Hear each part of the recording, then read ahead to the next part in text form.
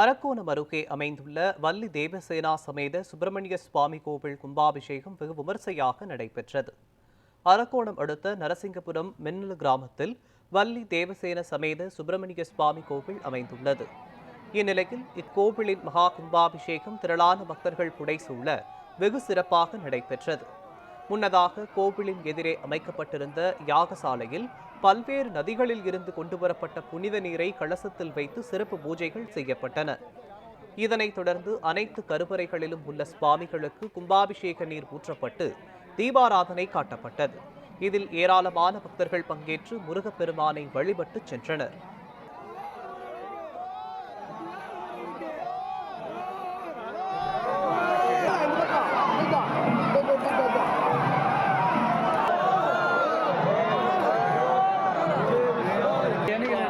யாரோ